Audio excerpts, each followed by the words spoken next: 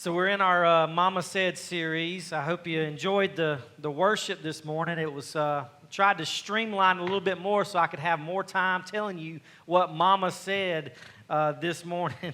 But this morning the last couple weeks I've been a little bit soft on you. I think I've been a little bit, trying to encourage you and motivate you and lift you up. And last week I think that message was more for me than it was for anybody. Obviously, through some of the circumstances in my life, and I know you guys have had similar circumstances in your life. I needed to hear that His eye was on the sparrow, so I know He watches over me. And if you missed that message, I want to encourage you to go back and watch it. If you've got something going on in your life, that was something that my grandmother used to say time and time again.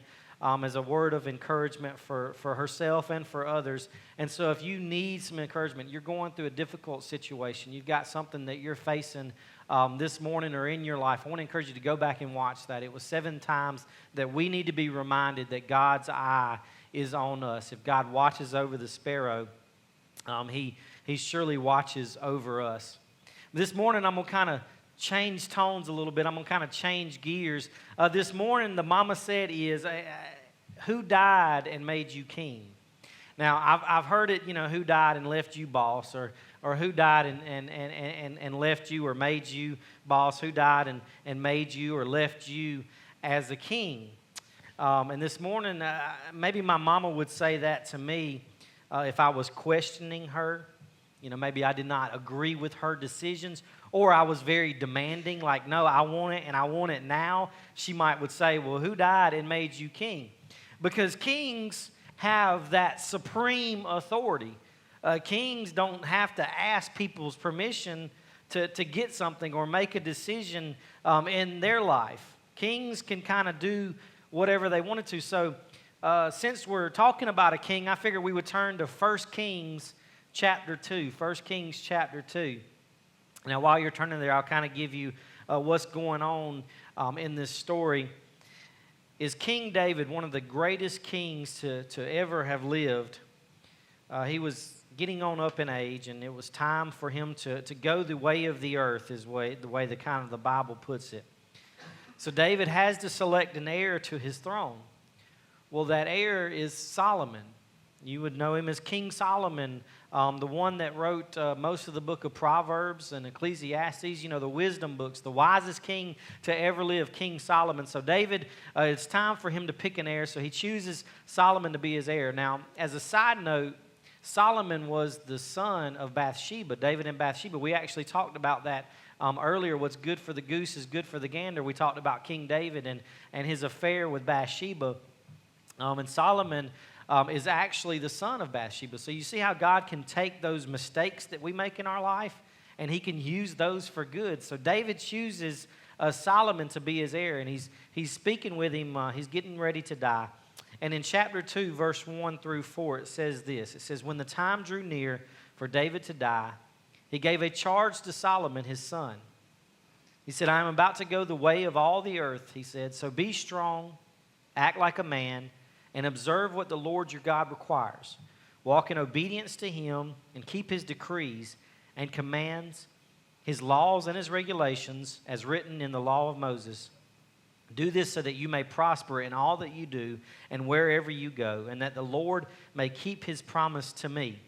If your descendants watch how they live, and if they walk faithfully before me with all their heart and soul, you will never fail to have a successor on the throne of Israel. Those were God's words to David. So David is kind of passing that charge on to Solomon.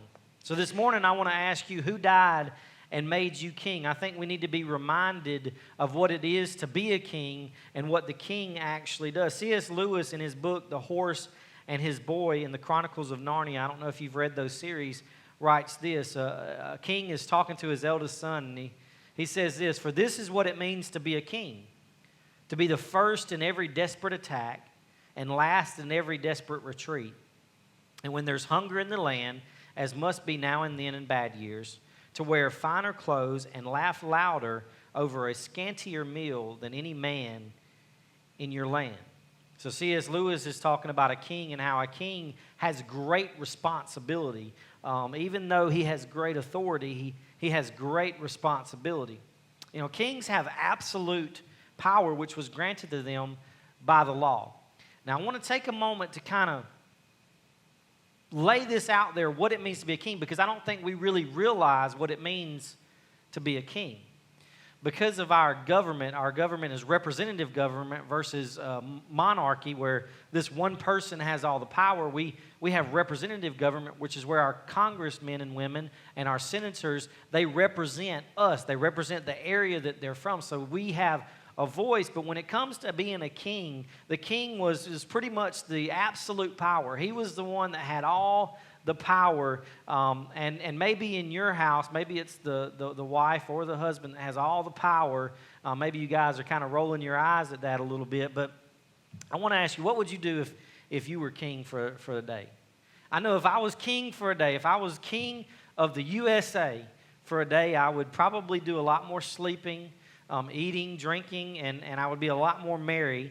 I would issue a decree that every weekend was to be a 3-day weekend. Can I get an amen on that? If I was king, you would have 3-day weekends every single weekend. Another thing that I would do is I would pay our educators more than we pay our professional athletes. I think I can get an amen on that. I would pay the people that educate our children that have the greatest responsibility in the world. I would pay them a little bit more than I would pay our professional athletes, people that play games and sports for a living. Another thing that I would do is I would protect the lives of the unborn babies. Another thing that I would do is I would actually I would have somebody in my, under me that would actually exercise for me, and I get all the benefits from that. Another thing I think I would do is I would make bacon the national food of the USA. So I don't know if that means a pig would be the national animal instead of the bald eagle.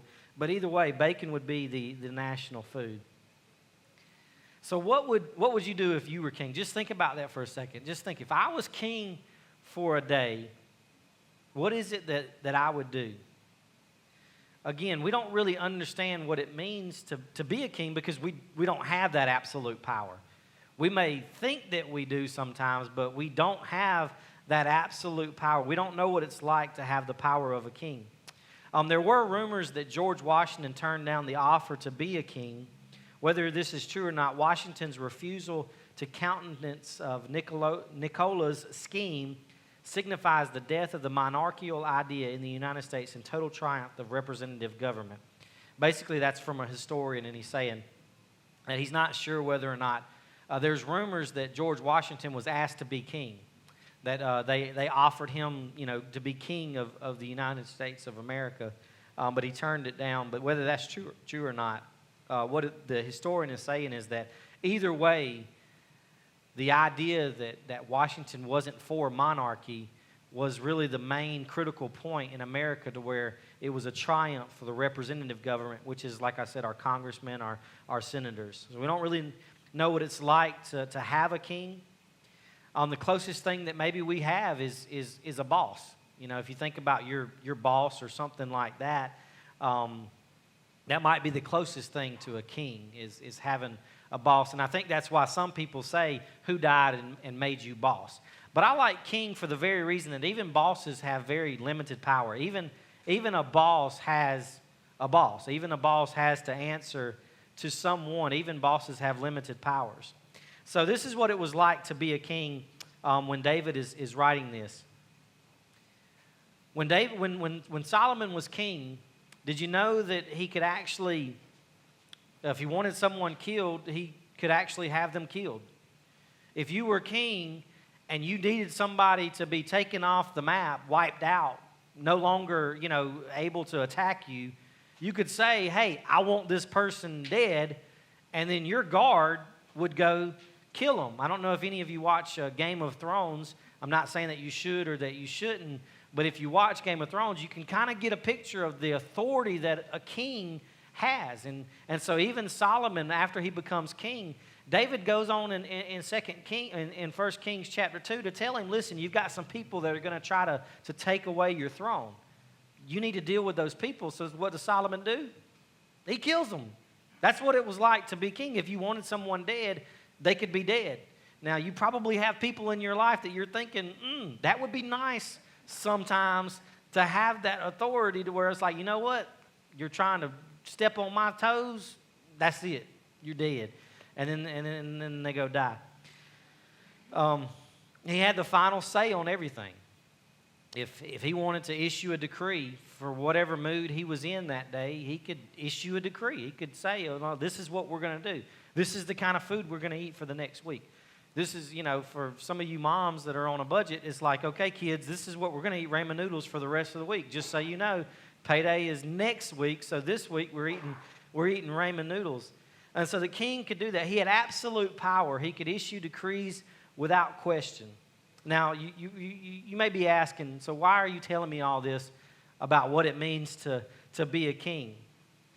Well, I think God may be asking us sometimes in our life, who died and made you king? We think that we have this absolute authority and control over our life. That I think God up in heaven, the supreme being, is looking at us saying, who died and made you king? I didn't tell you, I didn't command you to do that. I actually might have commanded you to do something totally different, but you thought it was best for your life to make those decisions. And so I think this morning God is asking us a little bit, who died and left you king? Now, I may say it like this. Sometimes when my wife fusses at me for getting a late night snack, or she catches me in the refrigerator, or I'm going back for seconds or thirds or fourths or whatever the number may be as I'm going back, and she says, that's enough. You've had enough. You don't need to eat anymore. I would look at her and I'm like, look, I'm a grown man. Who made you the boss of me? Like, I'm going to eat what I want to eat. I pay the bills. I don't go into all that, but when my wife is telling me, you need to cut back a little bit on some of the food that you're eating, I'm like, look, I'm a grown man.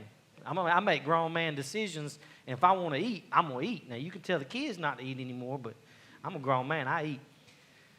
So sometimes we live too much like we are the king of me.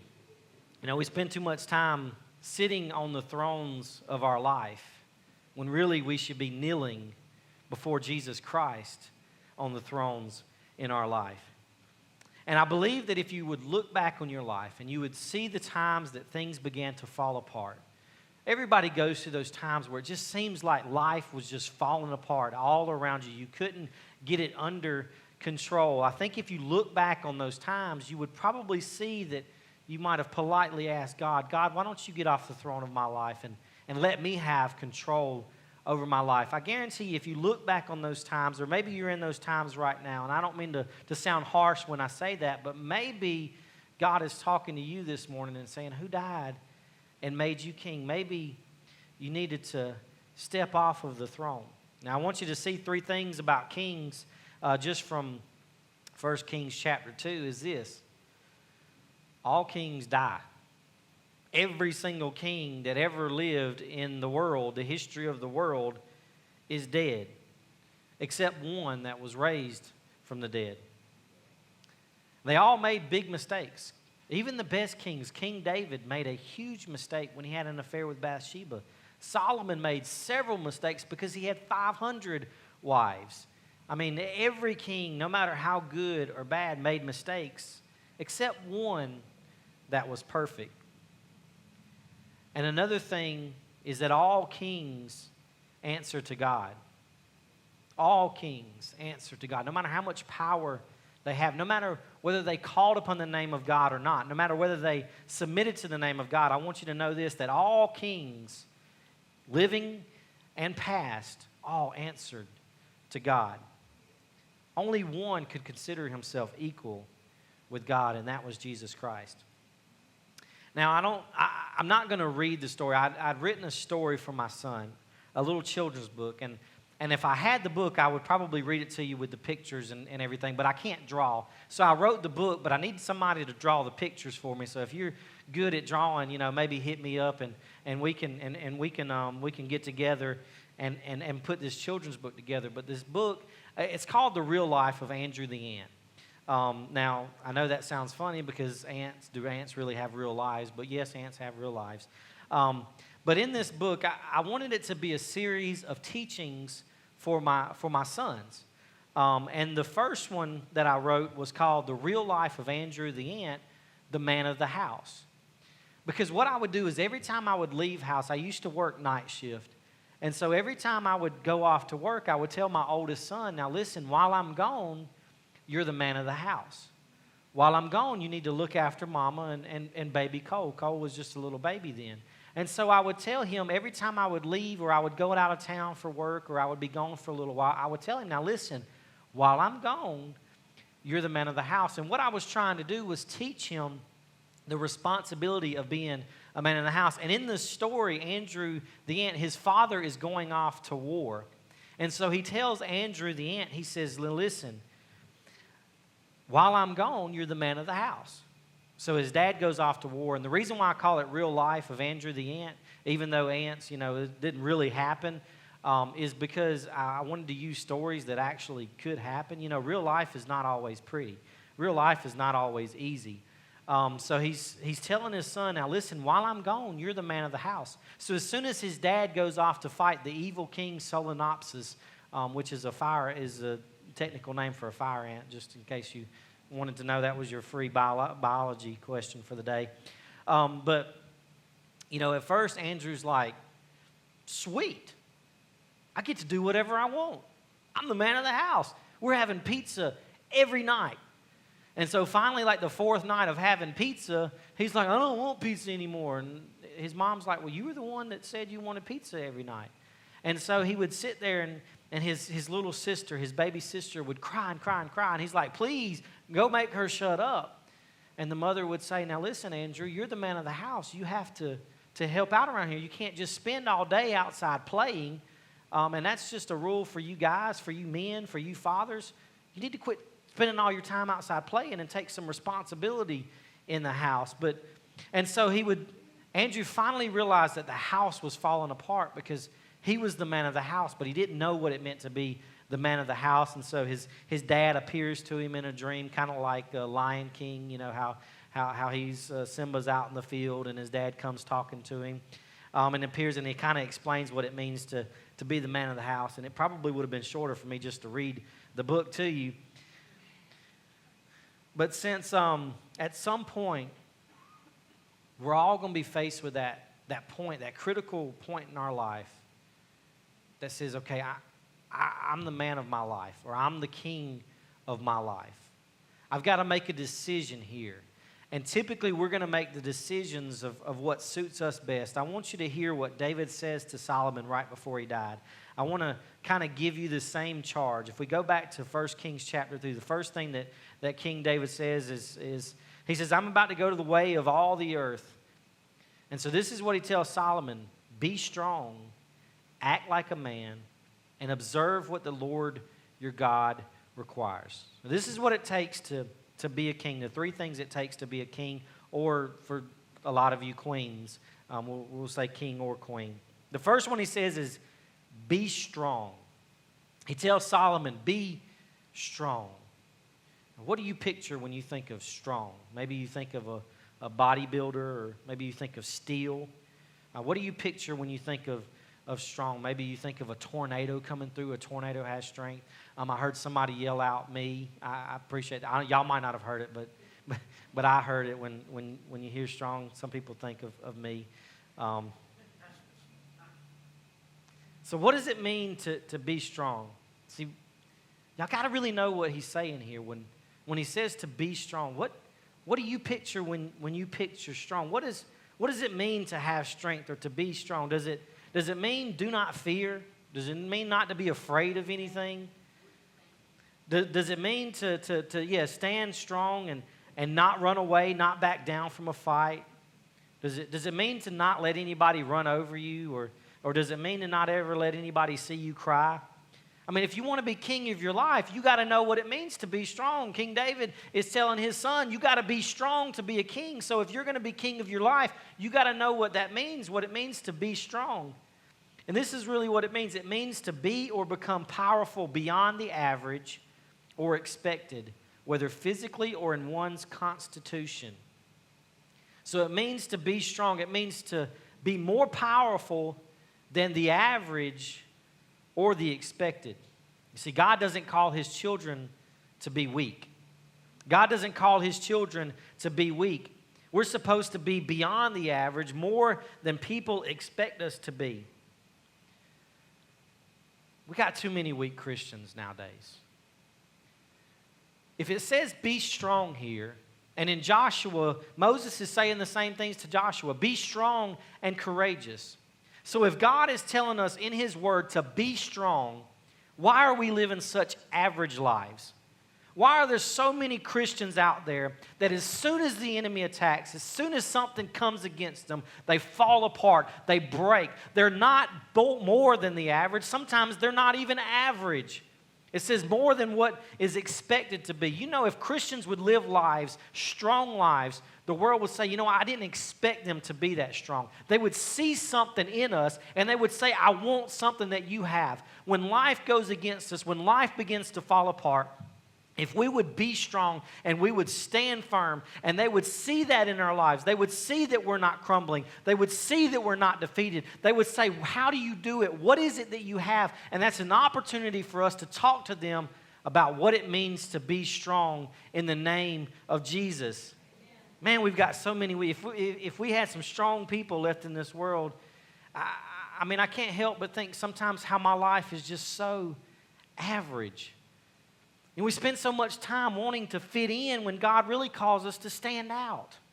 We spend so much time just living average lives. You can't tell the difference in the life of a Christian and the life of someone that doesn't believe in the name of Jesus. You can't tell a difference in their lives, and it's like the world is looking at us saying, so why do I need to go to church? Why do I need to be a part of a church? Why do I need to pray? Why do I need to read my Bible when everything is just the same? God calls us as Christians to be strong.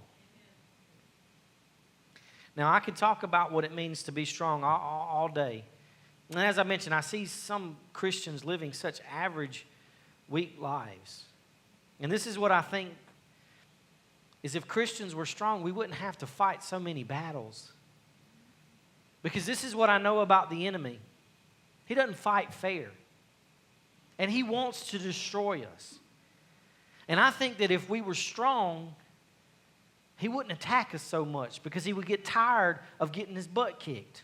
He would get tired of us, standing firm against him, standing firm against his attacks. And the Bible even says, if you resist the devil, he will flee from you. I want to be a Christian where the devil flees from me. I want to be a Christian that when I wake up and the devil sees that I'm awake, he's like, all right, I'm going the other way because I don't want God to work through this man today. I don't want God to use him to change somebody's life. That's the kind of Christian that I want to be, and that is the kind of Christian God is calling all of us to be, is to be strong, resist the devil, and he will flee from you. I want to be somebody that chases the devil away, not runs away from the devil. But man, so many times we're so weak because the enemy knows how to beat you. He knows the things that it is because he's observed your life. Did you know the devil can't read your mind? But what he does is he watches you. And when something comes against you and he sees that it crushes you, he sees that it ruins your day. He sees that, oh man, if I do this, they're going to have such a bad day. They're not going to be able to live with joy today. What do you think he's going to keep doing? He's not going to say, okay, well, I'll try something new just so that, I'll leave you alone. I'll give you a break for the day. That's not what he does.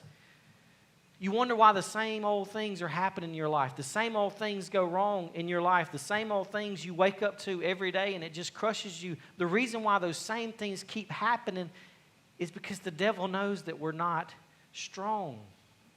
We're called to be strong. Now, I think what we need to be doing is we need to say, hey, listen, I'm not buying it anymore, enemy. You can't get me anymore. If you were an offensive coordinator calling plays, now offensive coordinator, what they do in football is they call the plays to be run. And so what he'll do is he might call this thing called a play-action pass. Now, if you don't know what a play-action pass is, it's where they get up and they pretend that they hand the ball off to the running back as he comes up. And then the quarterback will pretend to run it, but then there'll be somebody running out, and then they'll throw a pass. Well, if you were an offensive coordinator calling plays and you knew that every time you scored or every time you called a play-action pass, you scored, what play would you keep calling? You would keep calling the play-action pass, the one that's going to score you the touchdowns to win the game. Well, that's what the enemy is doing in our lives. When he sees that you bite on it, when he sees that the cornerback, every time they pretend to hand the ball off, the cornerback comes up, getting ready, and then all of a sudden the receiver's way behind them and they score a touchdown. If he sees that in your life, he's going to keep calling the same plays to attack you so that he may score and that he may beat you and defeat you. But what we need to do is, devil, I'm not biting it. I'm not buying it anymore. You're not going to get me to quit. You're not going to get me to give in. You're not going to cause me to lose my joy today. I know I did yesterday, and I know I have every single time you've called that play, but I've got you figured out, enemy, and I'm not going to do it. If something keeps happening over and over and over in your life, it's the enemy calling that play. And so you can see, hey, why does all this keep happening to me? The same thing over and over. You can look at the devil and you can say, I'm not buying it today, devil. You're not stealing my joy. I'm going to be strong in the name of Jesus this morning or this time. Did you know that an ant could lift 20 times its body weight? Now, for many of us, that's like lifting over 4,000 pounds. And for some of us, that's like lifting about 6,000 pounds because it's 20 times their body weight. And I believe that if Christians were stronger than what the world and the enemy expected, I think the world would be vastly different than what we see today. So you say, how strong should I be? Strong enough. Strong enough. And that means that you have sufficient strength to accomplish the task. Hey, listen. If God calls you to do something, if you're alive this morning, if you're here this morning, you've got to know this. God has given us the strength to be strong enough. He's not expecting us to be stronger than everybody else. He's not expecting us to be stronger than Him Himself. He's given us enough strength to be strong enough. And the rest we depend on Him. Now the next thing that King David says is this. He says, act like a man. For a lot of you here this morning, it's going to be hard for you to act like a man because acting like a man basically means the quality of being a man, which I guess that's debatable in America these days, but the quality of being a man. What he's saying is, listen, King Solomon, you're a man. Be what God created you to be. Be the man that God created you to be. All of us were created uniquely. All of us were created with special gifts, special talents, and special abilities. Be what you are. And it's kind of cool because our summer series last year was that it was entitled Be What You Are. And we went through, I think 12 different things that God has called us to be. And I won't go through those this morning, but my favorite one was probably be a child of the living God. Be a child of the living God, because guess what? When you're a child of the living God, no one can take away your value. No one can steal away your worth. When you're a child of God, you are a child of the King. And because of that, you are the rightful heir to everything that God, all the glory, all the hope, all the peace that God provides. You are an heir to that, and no one can take that away from you. And I've been talking about being more than expected, being more than what others expect from us. But I think some of us just have to start, maybe let's just start with being what God created us to be. Maybe we've been living such ordinary or subpar lives that even the ordinary might be extraordinary in our lives. What I want you to know is even if you've been living a subpar life, even though the enemy has been attacking you, the enemy has been defeating you, and maybe everybody around you is looking at your life and saying, listen, I don't really want to be a Christian. I don't really know, why I need to be a Christian, because every time something bad happens, you end up crumbling. I think maybe a good start was just to be ordinary, just to be what God created us to be, and then we can move on to being extraordinary. See, God created us to be strong. God created us to live in joy. God created us to be happy. God created us as human beings to be in a perfect relationship with Him as a child of God. We've just got to be what God created us to be.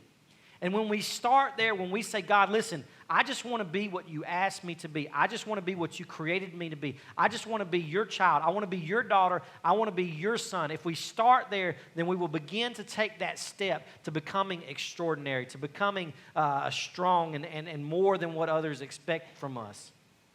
I read an article one time as a church, and it said as a church, you don't have to have all the lights. You don't have to have the full band. You don't have to have all those things that the big churches have. You don't have to have that in order to surprise people. You just have to be able to wow them in your welcome. And the article was basically saying this: you've just got to be more than they expect from you. When they come in, they don't expect you to have this or that. They don't expect you to be so organized. They don't expect you to have such a clear message. And the article is writing that, listen, just wow them by being more than what they expect you to be. And I think the same thing goes for Christians, is be more than what others expect you to be. If others expect you to, when it comes to generosity, this is what I think is if others expect you to tip 15%, I think maybe as Christians we should tip 20%. If the world expects us to be weak and to be meek, then I think we need to be strong. Now, we are to be humble, and if the world expects us to have false humility, I think that we need to have real humility. I think if the world expects us to maybe, fall down and fall down at, everybody's wants and needs, and if the world expects us as a church just to be a country club, I think that we as Christians should be more than that. I think we should be humble, and we should put other people's needs very quickly in front of our own. I think we should be very quick to sacrifice. So he says, act like a man. Be what God created you to be. And for a lot of us, we just need to start there, is to just act like what God created us to be. And the third thing he says is this. He says, observe what the Lord your God requires. Observe what the Lord your God requires. And he gives a list of all the things. They may sound alike, but they're actually a little bit different. When he says, walk in obedience in him, this is in verse 3. It says, keep his decrees and commands, his laws and regulations as written in the law of Moses. Now, what a decree was, very quickly, it was an authoritative rule.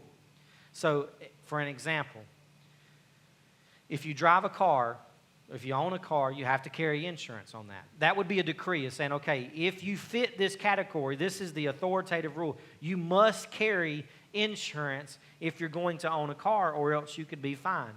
Now, what a command was is an authoritative direction or instruction to do something, either speech or writing.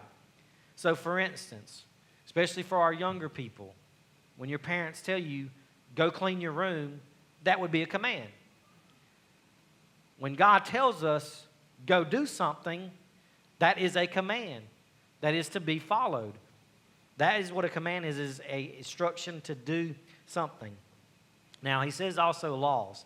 A law is a determination of right and wrong on legal matters. For instance, it is wrong to murder someone in America. That is wrong to do. That would be a law. It is wrong to murder someone. And then he says regulation, which is a solemn statement made under oath or as part of a covenant. So that's basically saying, okay, I'm signing this contract. I'm signing a contract to work throughout the end of the year. That would be what a regulation is. Now, I'm glad that we don't have a king in the USA. I'm glad that the monarchy system has been replaced with representative government. I really am, but I think as Christians, we need to realize that God is our king. And I think sometimes we treat him more like a boss. I think we treat God more like a boss. He's always telling us what to do. He's not somebody who does the work, but is never happy with ours. He's always demanding more and more from us. Someone that we can potentially negotiate with. How many of you have had bosses like that? You feel like your boss, he's just so demanding. He doesn't actually do the work, but he always is criticizing our work. He puts more and more demands on us, and he's always fussing at us and telling us what to do. And that's how we look at God a lot of times. We look at God as being more like a boss, and we look at God as somebody that we can negotiate with. even our boss, sometimes we feel like, okay, well, yeah, I'll do that, but you're going to have to let me leave early sometimes. I had somebody do that to me just the other day. Is I'd asked them if they would be willing to swap shifts with someone. And so they said, yeah, I'll do that, but you're going to have to let me work Monday and Tuesday also so I get a little overtime. And I was thinking, hey, listen, that's fine with me. I'm not writing a check. Come on in. I need somebody to cover. I need somebody to swap shifts for this other person. So I think sometimes we do that with God. We try to negotiate with God. We try to say, God, I'll do this. I'll tithe my money, but you're going to have to give me a raise before I do that. Or I'll do this, but you're going to have to do something for me in return. Last night, my wife was getting the kids ready for bed as I was finalizing my outline, and I think maybe, God did this for a perfect illustration, but she was getting the kids ready for bed, and I was sitting there on my iPad or on my laptop, and I heard Cole, my 2-year-old, just pitching a royal fit. And I mean, it was royal, I guess, because he thought he was king. He was pitching a fit. It was 11 o'clock at night. She'd already let him stay up like 2 hours late. So he was pitching, one of those that you're just like, nah. Anyways, so he comes out of the bathroom, and she says, well, give Daddy love to go to bed. And he starts pitching a fit again, and I'm like, come here, Cole. And he's just stomping his feet. It's one of those, that we don't tolerate that in our house, but he was one of those just stomping his feet and just pitching a fit. And I said, listen, you need to go sit over there in that corner until you can calm down. That joker had a brain lapse so far. He looked at me, stomped his feet, and said, no. That's what I said. Whoa. Like, you done bumped your head, boy. You don't tell me no. So needless to say, we had a little bit of a conversation about what it means to not negotiate with Daddy and to not tell Daddy no, because, you probably know the rest of the story. Now, it was on the butt with a diaper on, so, don't turn me in for child abuse or anything like that. And before he went to bed, I hugged him and held him and told him that I love him and that, that the reason why I had to do that was because he's a sweet boy, and he really is a sweet boy, full of joy. He just had a momentary lapse of insanity when he stomped his foot and told, I come out that chair so fast. I like to broke my laptop. I come out that chair so fast. But anyways, I can see me doing that in my life to God. I can see that same attitude sometimes when God asks me to do something that I don't want to do, when God commands me to do something. I see that sometimes in my own life, and I imagine for all of us, because as human beings, we're just naturally selfish, and we naturally want to take the throne in our life and be the king of me. I see that in ourselves, but I want to tell you this morning that God is not somebody to negotiate with. God is not somebody that you can negotiate with, and this is why. We have nothing to offer God. There is nothing that we have to offer God that God needs from us. We cannot negotiate with God when we don't bring anything to the table. But I want to tell you that it's a better life to submit to God. We'll go through a lot less trouble. We'll go through a lot less hardships in our life if we just submit to God. Because here's the thing that I knew last night, that is if he stayed up any later, he wasn't going to get enough sleep. Then he was going to have a bad day today. See, I knew that because I've lived long enough to know that if the kid wakes up sleepy and he doesn't get enough rest, it's going to be a miserable day the next day. See, I knew that. And God knows that about our lives. Even though he may be asking us to do something uncomfortable, even though he may be asking us to do something that we really don't want to do, the truth is God knows why he's asking us to do it, and he's asking us to do it, and if we do it, our lives would be so much smoother because God knows the outcome. He can see the bigger picture in our lives. If something is coming against you or God's asked you to do something difficult, maybe that's just forgiving somebody that really hurt you, somebody that really let you down. Maybe that's going to talk to someone that maybe not like you or being something that maybe just doesn't feel comfortable, going and talk to somebody. If he's asking you to do something, I promise you, if you do it, the outcome will be so much sweeter whether it's comfortable or not. Don't spring to the table. Don't come to the table and say, God, I'll do it, but you got to do this first, because God is not somebody to negotiate with. But I do want to let you know this is, as I loved my son last night, as I hugged on him and as I kissed on him and I wiped away his tears, God's not like a boss that just demands something from us. He's like a father that loves us. And even when he has to get on to us, and even when he has to give us a spanking per se, he always loves us, and he does it out of love because he wants the best for your life. See, even King Solomon had to obey and submit to the reign of God. He had all the authority in the world. He was the most powerful man in the world, and he still had to obey and submit to his reign to God. So how much more should we? Because Christ Jesus is the real king. He is the true king. When we talk about the attributes, be strong, act like a man, or be what God called you to be, and to obey the law, Jesus has all the necessary attributes. He was strong enough.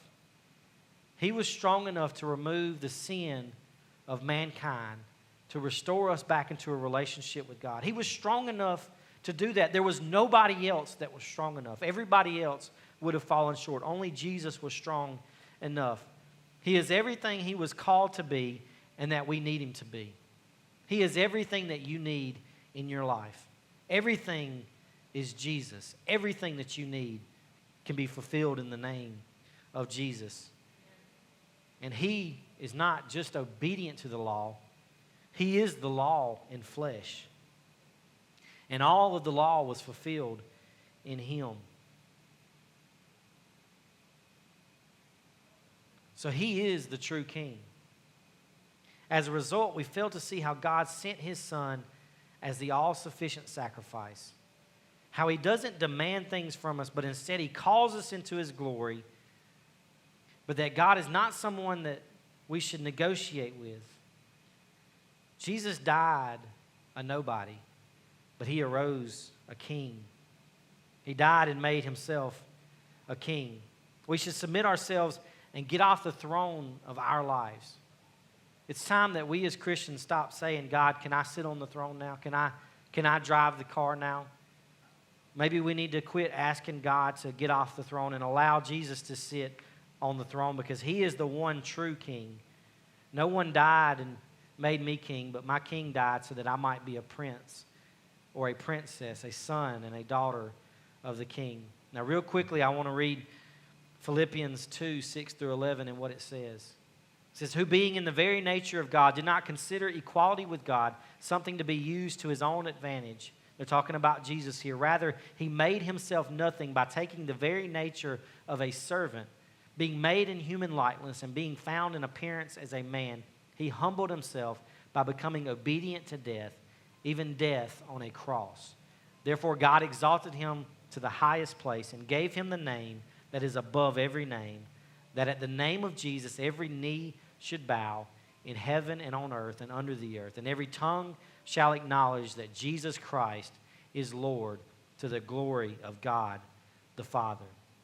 So with every head bowed and every eye closed, I want to ask you this morning, is it time that maybe you stop trying to be king of your life and submit it to God? Is it time that you needed to realize that you've been driving your life when really you should be in the passenger seat? I see the bumper stickers sometimes that say, Jesus is my co-pilot. And I kind of laugh at those, because I think to myself, if Jesus is your co-pilot, you're in the wrong seat. It's time that he was the pilot of our lives and that we were the co-pilot. So if you're here this morning and maybe you've been living as king or queen of your life, I want you to take this moment as we sing this last song, because he does love us. Just like I held my son last night and wiped away his tears, and I put him to bed with a smiling face. I wouldn't let him go to bed until he was smiling. I think that's what God wants to do to us this morning, is he wants to remind us of our rightful place in life. But he wants to do it in a way that can put a smile on our face. say, listen, God, I don't want to be in control of my life anymore. I want to turn it over to you. God, I just pray that during this time that you continue to work on the hearts of people. God, I want to ask for forgiveness for those times in my life where I've tried to be king and I've taken you off your rightful throne. Forgive me of that time. God, take those messes that I made of my life and turn them into something good for me and for your glory. And God, I know that there's others out there this morning that may be dealing with circumstances that they got themselves into. And maybe everybody is saying, you made your bed, now lie in it. But God, I know that you can take a bed of ashes and make it into something beautiful. I pray that you do that in the circumstances of the people this morning. God, only you know everyone by name. Only you know every hair on everybody's head. Only you know everything there is to know about people's circumstances. So God, you got to do this work now. You've got to take this message and you've got to make it real to them. So God, I just pray that you continue to move.